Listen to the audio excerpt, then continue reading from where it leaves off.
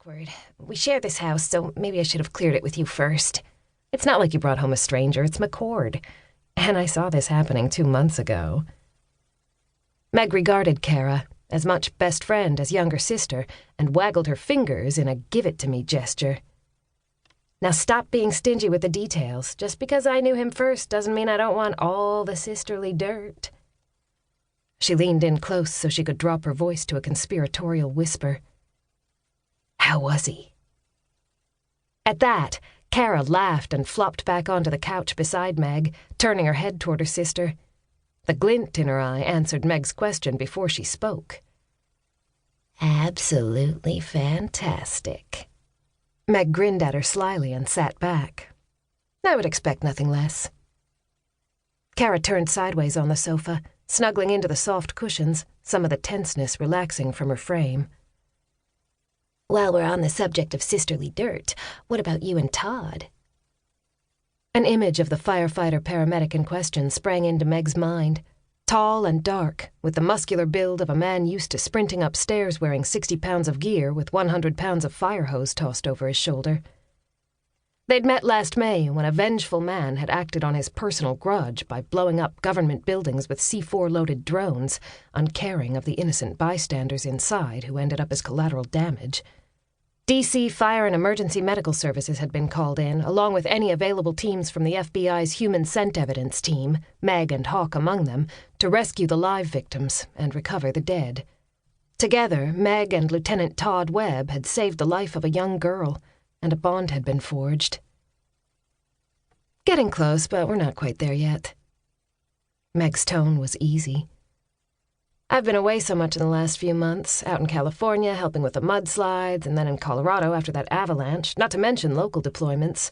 Add into that his schedule at the firehouse, and things are moving slowly, which is fine for both of us. We're not in a rush. Sometimes that's the best way. Does he know you're headed out of town again? He knew it was likely, but I haven't talked to him since Craig made it official. Craig Beaumont, supervisory special agent for the Forensic Canine Unit's Human Scent Evidence team, had only called an hour ago with their orders. I wanted to pack first, Meg continued. Then I'll give him a call and let him know we're headed to Virginia Beach.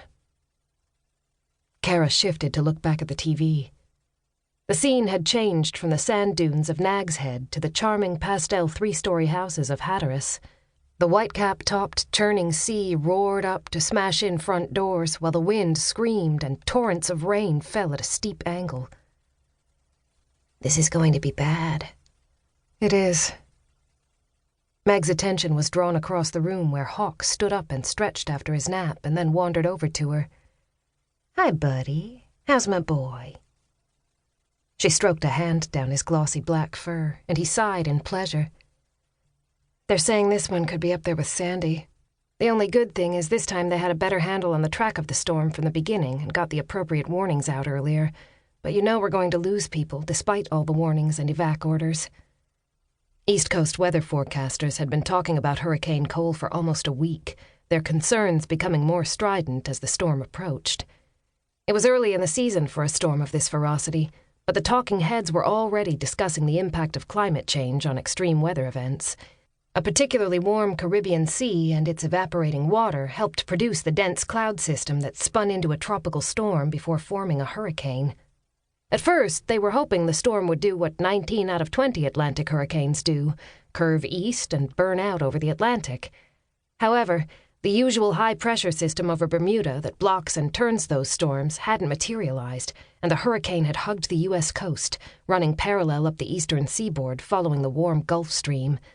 Then a blocking high over Greenland, paired with an undulating jet stream over the continental United States and Canada, drove the storm westward, where it rolled over the barrier islands of North Carolina and onto land.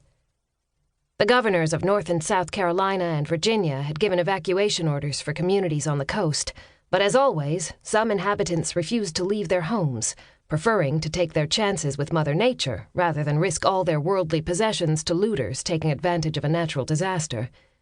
Those who'd opted to stay had been warned that after a certain point they were on their own. Emergency services couldn't risk the lives of first responders coming to rescue them if they got into trouble because of their decision to stay. And yet they remained. Those were the people Meg and her teammates would be sent in to...